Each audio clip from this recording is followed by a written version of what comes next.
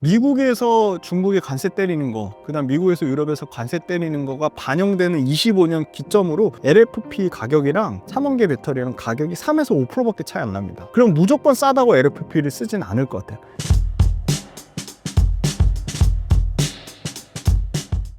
포스코와 에코프로 BM은 어떻게 보고 계신가요? 포스코는 일단 철강의 업황이 회복돼야 되고요. 근데 철강 업황이 최근에 뭐 철광석이라든지 철근이라든지 가격들이 조금 회복세가 나오고 있는데, 중국에서 근데 조금 더 드라마틱하게 뭔가 반등의 모습을 나와야 되는데, 근데 실적은 요거 포스코 요거 표 띄워주실 건데, 분기에 지금 7,430억이고 4분기에는 9천억대까지 영업이 올라온다고 하거든요. 그래서 일단 포스코는 철강 쪽에서 막 엄청나게 깨지지만 않으면 실적은 좀 나쁘지 않을 거라고 보고요.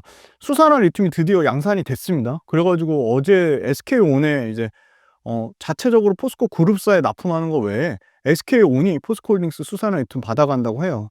그럼 SK온 받아가면 이제 남은 거는 이제 삼성 SDI밖에 없거든요. 그래서 포스코홀딩스가 이제 3사에 다 수산화 리튬 납품하지 않을까, 그럼 상당히 기대감이 있고, 포스코홀딩스 수산화 리튬이 2026년 기준으로, 저는 이거 원래 좀 연기돼가지고 2027년이나 28년 기준으로 96,000톤 생각했는데 25년 기준으로 96,000톤 한다고 하니까 96,000톤으로 한번 리튬 가격 최근에 빠진 것까지 계산해서 한번 계산을 해보시고요. 마진은 에비타 마진으로 포스코홀딩스가 26년 기준으로 잡은 게 23%예요. 근데 그게 리튬 가격 엄청 빠진 거 기준으로 잡은 거기 때문에 리튬 가격 조금만 회복되면 그 에비타 마진도 좀 올라가지 않을까, 그런 부분이 있고요.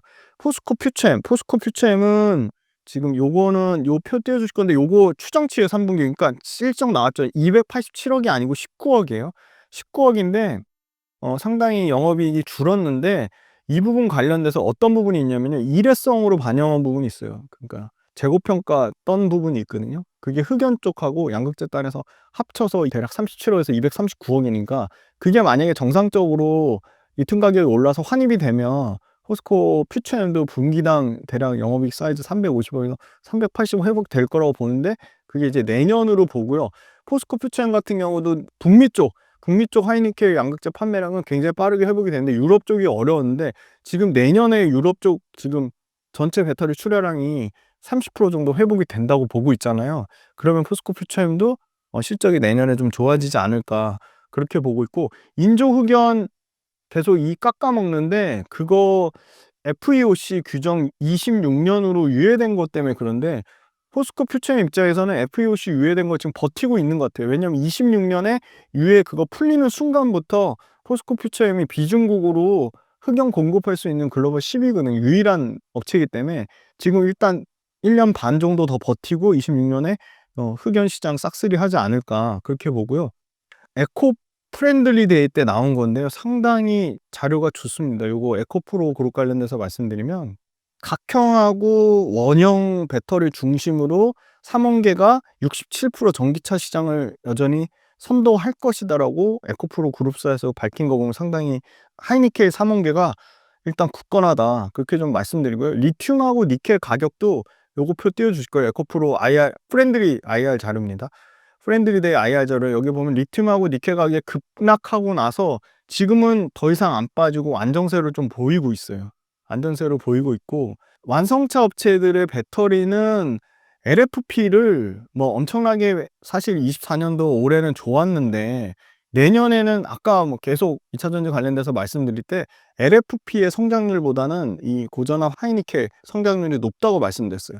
그리고 LFP를 대체할 이 미드니켈 쪽, 니켈을 덜 쓰고 니켈 대신에 망간을 넣는 고전압 미드니켈 쪽 비중이 커질 것으로 보여요. 이게 한 15% 정도까지 커질 거라고 보는데, 하이볼티지 미드니켈, 하이볼티지 미드니켈 2030년 기준으로는 이제 28%까지 커지는데, 요 고전압 미드니켈이 상당 부분 LFP를 대체할 것으로 보여요. 그러니까 LFP에 대체된 망간 리치도 있고, 근데 그런 부분들을 국내 탑티어 배터리 업체랑 국내 탑티어 이 양극재 업체들이 준비를 하고 있다는 거고요. 에코프로 BM 역시도 지금 NCA 80%, NCM 20%에서 고전압 미드니켈이 15% 이상을 좀 차지할 것으로 보이고, 2030년까지 삼원계 배터리 관련돼서 안정성 측면에서 삼원계 배터리가 주행거리 충전 시간은 좋은데 안정성이 떨어지는 거 아니냐, 그런 측면을 보고 있는데 꼭 그렇진 않다. LFP가 무조건 안전한 건 아니다. LFP 배터리도 불이 많이 나는데 중국이 상대적으로 많이 감추는 것뿐이다. 좀 그렇게 말씀드릴 수 있을 것 같고요. 지금 3원계 배터리가 계속 업그레이드가 되고 있습니다. 그 바로 배터리 매니지먼트 시스템 BMS 설계 능력이 글로벌 탑 티어이기 때문에 그걸 통해서 3원계 배터리도 안정성이 계속 올라가고 있다는 거고요.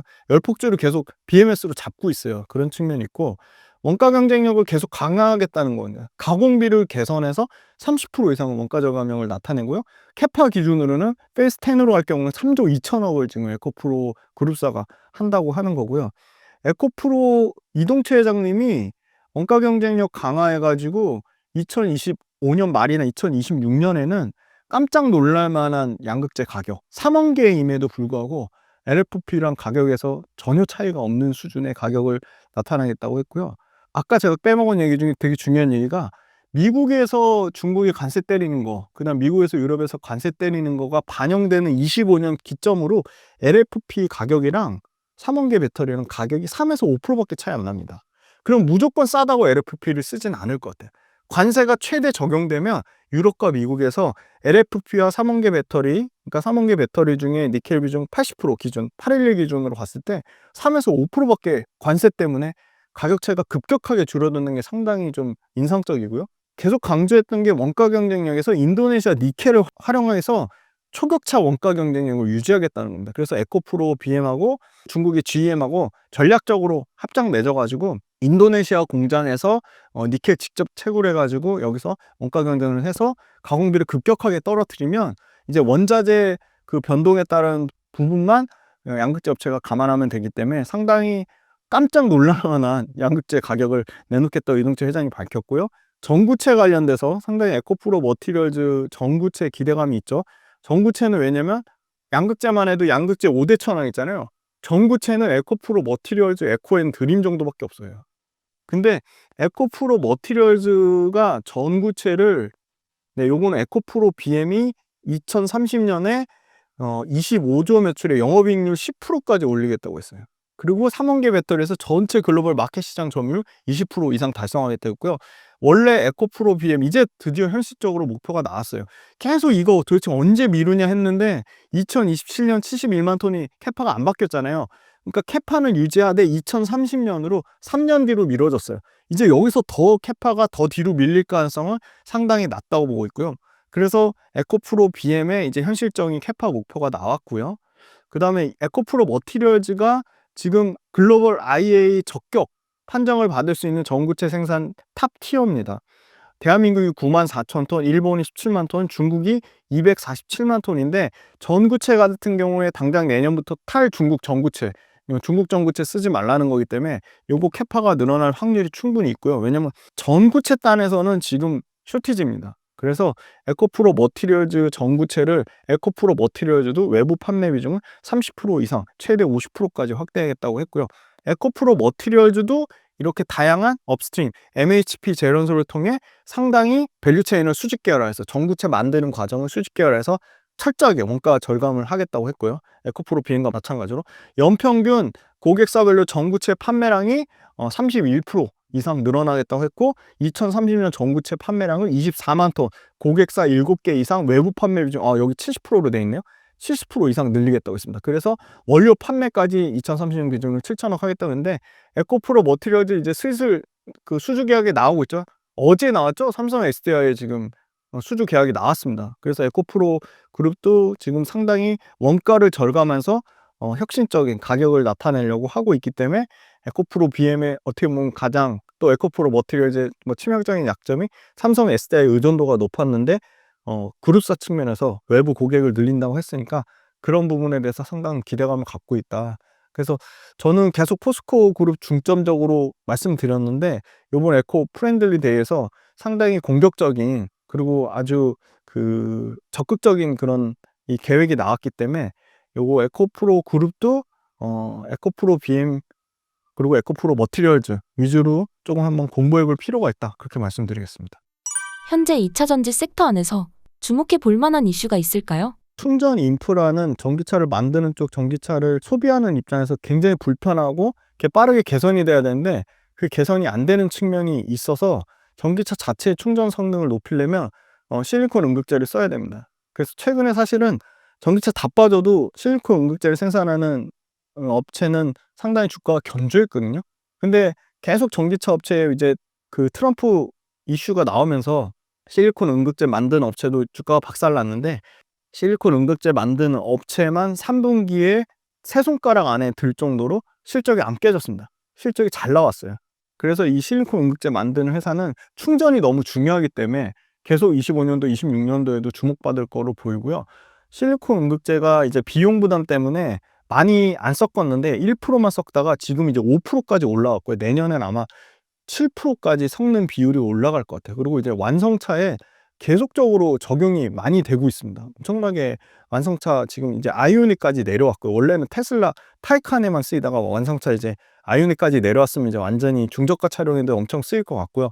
두 번째는 이 테슬라의 그 4680 원통형 배터리에 실리콘 음극재가 이제 쓰인다고 지금 합니다. 그래서 사실은 파나소닉의 실리콘 음극재 그 공급 얘기가 사실 나왔거든요. 그래서 테슬라 관련된 4680 원통형 배터리에 어떻게 보면 수혜로도 볼 수 있고, 그리고 실리콘 음극재를 포스코라든지 LS라든지 한솔케미칼이라든지 여러 경쟁사가 있는데, 그런 경쟁사들의 캐파나 양산 수율이 생각보다 그렇게 막 드라마틱하게 양산되는 시기가 빨리 당겨지지 않고 있어요. 그러니까 경쟁사들이 25년 말이나 26년도에 양산해서 한다고 하는데, 뭐 그러니까 양극재하고 기술 경쟁력을 비교하기는 어렵지만 실리콘 음극재도 개발해서 실제 자동차 완성차에 들어가서 양산하는 데 상당히 시간이 필요하거든요.